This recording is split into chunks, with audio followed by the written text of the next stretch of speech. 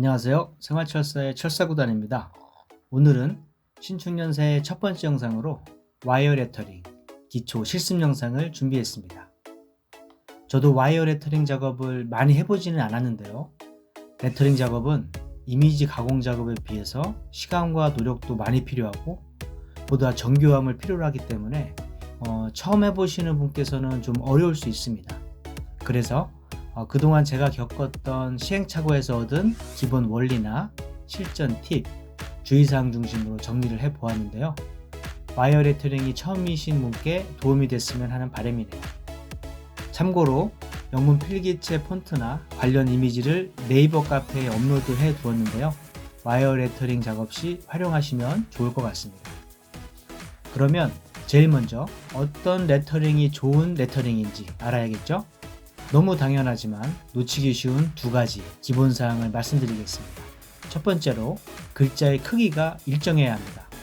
화면의 새인사 필라그래피처럼 의도적으로 글자의 크기를 다르게 디자인한 경우가 아닌 이상은 화면 오른쪽 빨간색 글씨처럼 글자의 크기가 들쭉날쭉하면 성의도 없어 보이고 좀 지저분해 보일 수 있습니다. 두 번째로 글자의 균형 잡힌 배치가 중요합니다. 화면에서처럼 글자의 크기가 동일하더라도 글자가 위아래로 치우치거나 좌우로 기울어지면 글자 배치의 균형이 깨져서 보기 안 좋은 레터링이 될 수 있습니다.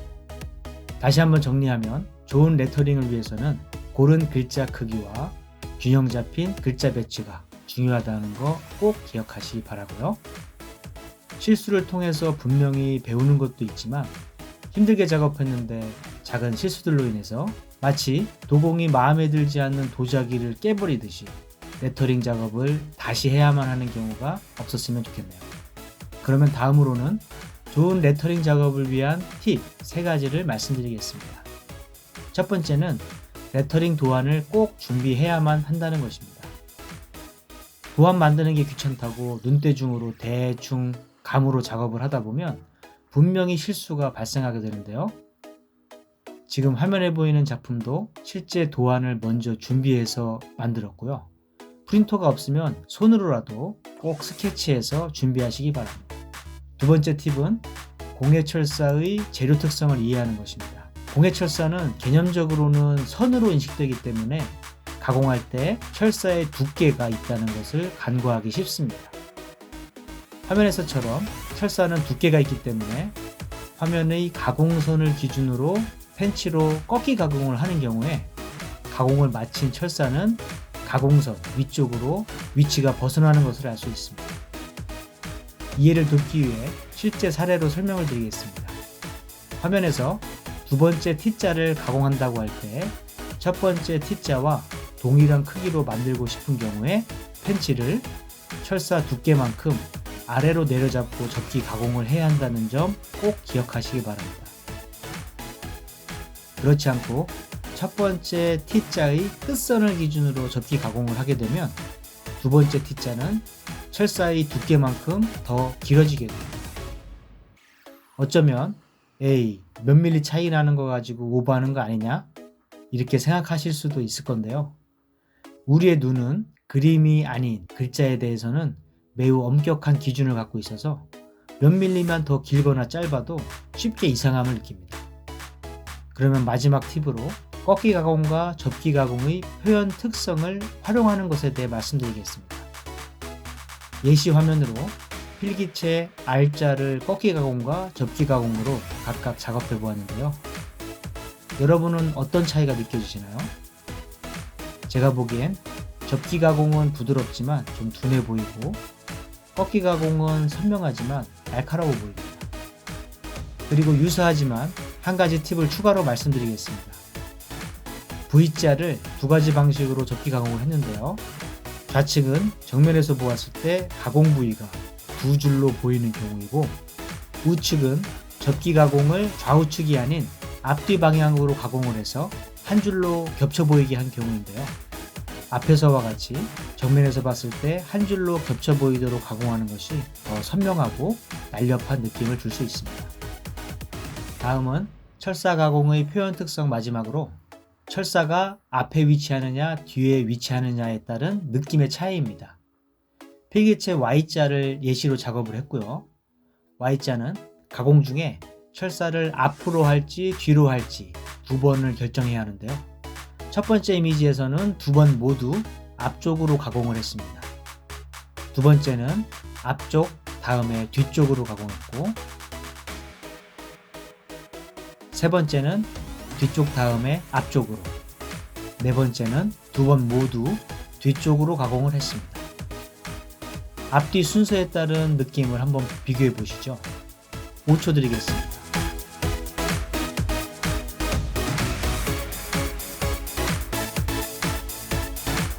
지금 말씀드린 꺾기, 접기 가공의 표현 특성은 레터링뿐만 아니라 모든 철사공예에 적용할 수 있는 특성이니 잘 기억하셨다가 활용하시기 바라고요. 어떻게 할지에 대한 선택은 여러분의 몫이니 고민해 보시고 응용하시기 바랍니다. 분명히 작지만 큰 차이를 느끼실 겁니다. 그러면 지금부터는 영어 필기체 소문자 26자에 대한 레터링 작업 방법을 본격적으로 살펴보도록 하겠습니다. 먼저 여러분께서 레터링 방법을 쉽게 이해하고 기억할 수 있도록 세 가지 작업 유형으로 나눠봤는데요. 첫 번째 유형은 꺾기와 접기 가공만으로 작업이 가능한 유형이고, 두 번째 유형은 지나갔던 경로를 다시 지나가야 하는 경로 반복형 유형, 세 번째 유형은 글자의 중앙부에서 교차가 발생하는 유형입니다. 그리고 특별히 유형을 나누기 애매한 글자는 기타 유형으로 구분하여 설명 및 시연을 하도록 하겠습니다. 제일 먼저 유형 1에 해당하는 11글자에 대해 설명드릴 건데요. 모양이 비슷한 글자끼리 모아서 보여드릴 거고요. 굳이 시연이 필요 없는 간단하거나 반복적인 글자는 스킵하도록 하겠습니다. 제일 먼저 알파벳 B와 F입니다. 먼저 1번과 2번에 해당하는 L자 형태의 모양을 만들어 줍니다. 이때 저는 2번 철사가 1번 앞쪽에 위치하도록 가공했고요. 마무리로 3번 부분에서 꺾기 가공을 해주시면 되는데요. 이때 꺾기 대신 접기 가공을 적용하시면 좀 더 날카롭게 꺾이는 느낌을 줄 수 있습니다. F자도 유사한 형태이고요. 2번이 1번 앞으로 오도록 구부리기 가공을 하고 3번과 4번 사이에서 꺾기 또는 접기 가공을 해주시면 됩니다. 다음으로는 M자를 보여드릴 건데요. N, U, V, W자는 M자와 가공법이 비슷해서 그냥 넘어가도록 하겠습니다.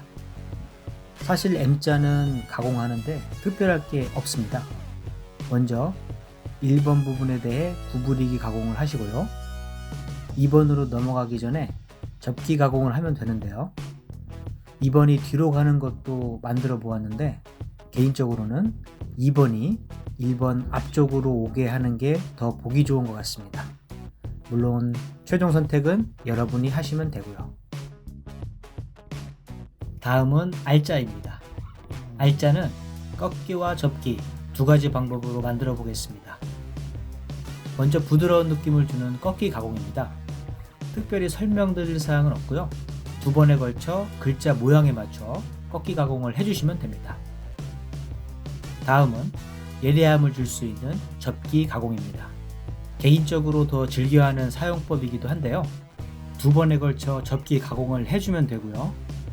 접기 가공을 앞으로 할지 뒤로 할지는 자유롭게 정하시면 되는데요. 화면에서는 두 번 모두 앞쪽으로 접기 가공을 했습니다. 앞에서도 말씀드렸지만 꺾기는 부드러움을, 접기는 예리한 느낌을 줄 수 있는 가공법입니다. 잘 보시고 활용하시기 바랍니다. 다음은 S자입니다. S자는 1번과 2번 그리고 2번과 3번 사이에서 꺾기 또는 접기 가공이 필요한데요. 그리고 반드시 그래야만 하는 건 아니지만 경험상 두 번 모두 앞쪽 방향으로 가공을 하는 게 작업도 쉽고 모양도 보기 좋습니다. 참고하시기 바라고요. S자에서도 마찬가지로 꺾기와 접기 방식으로 가공을 해보았으니 모양 참고하시기 바랍니다. 다음은 유형 1의 마지막인 Y와 Z자입니다. 2번에서 접기 가공, 3번에서 구부리기 가공을 하면 되고요. 특히 Y나 Z자에서는 곡선 부분을 부드럽게 가공하는 것이 포인트인데요. 곡선을 만들 때 철사를 좀 길게 잡고 큰 곡선을 먼저 만든 후에 크기를 조금씩 줄여가는 방식으로 작업을 하면 좋습니다. 이제 다음으로는 두 번째 유형인 지나갔던 경로를 다시 지나가야 하는 경로 반복형 유형의 글자입니다. 총 7자 중 T자를 제외한 6자는 C자를 기본 모양으로 해서 쉽게 만들 수 있는데요. 먼저 접기 가공을 통해 C자를 만들어 보겠습니다. 1번 위치에서 접기 가공을 하고요.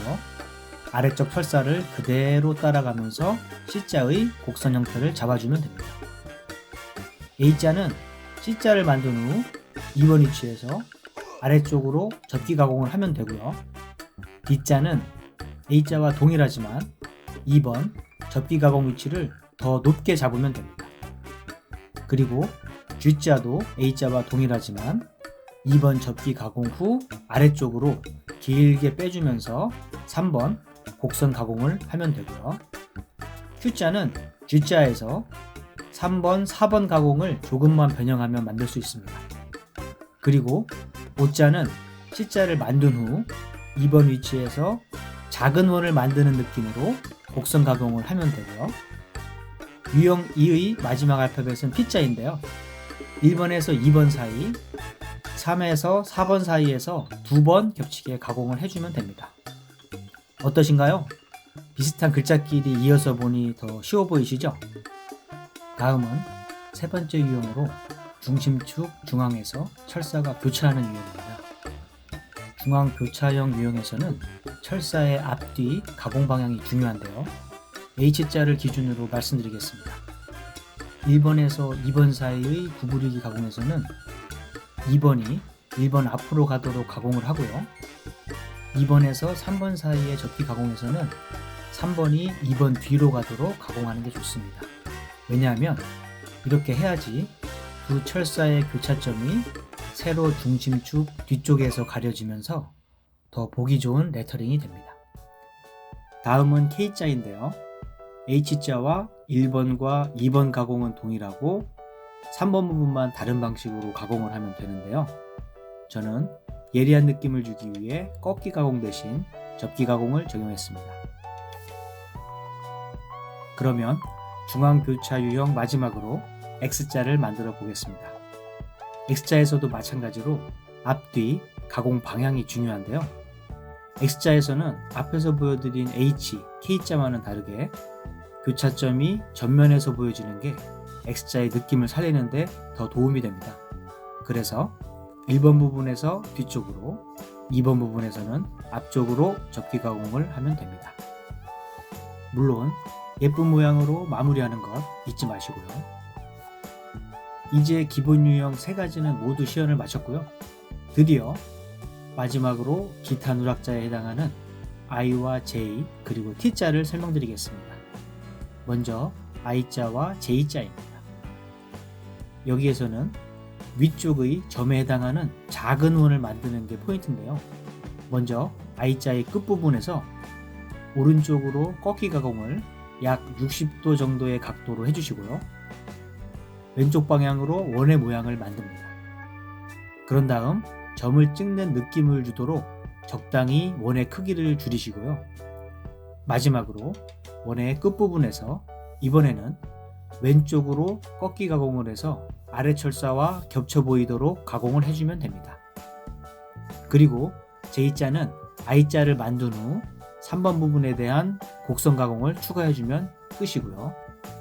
드디어 오늘 레터링 실습 영상의 마지막 글자인 T자를 만들어 보겠습니다. 좀 복잡한 편인데요. 하나씩 천천히 설명드리도록 하겠습니다. 첫 번째로 1번 위치에서 뒤쪽으로 접기 가공을 합니다. 두 번째, 교차점에서 왼쪽으로 90도 꺾기를 하고요.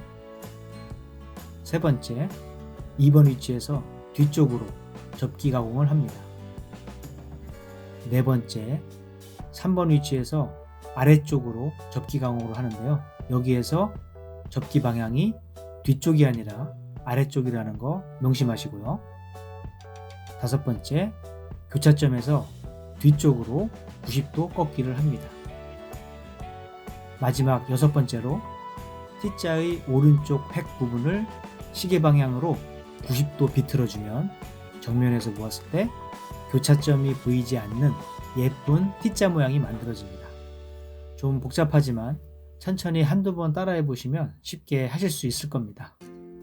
이상으로 레터링, 영어, 알파벳, 필기체 소문자, 학습 및 실습 영상을 마치겠습니다. 눈으로 보는 것도 중요하지만 실제로 해보는 것이 더 중요하다는 거 아시죠? 부족하지만 저의 작은 노력이 여러분이 스스로 즐거움을 찾으시는데 도움이 되길 바라면서 영상 마치겠습니다. 이 밖에도 쉽게 만들어 볼 수 있는 작품들과 취미 활동에 도움이 되는 컨텐츠들을 틈틈이 업데이트하고 있는데요. 생활철사 네이버 카페나 유튜브 채널에서 확인하실 수 있습니다. 오늘 준비한 영상은 여기까지입니다. 시청해 주셔서 감사하고요. 수업 내용이 도움이 되셨다면 좋아요 버튼 부탁드립니다. 구독 버튼 누르는 것도 잊지 마시고요. 생활철사는 여러분의 손끝 즐거움을 최고 가치로 추구합니다. 앞으로 더 좋은 컨텐츠로 찾아뵙겠습니다.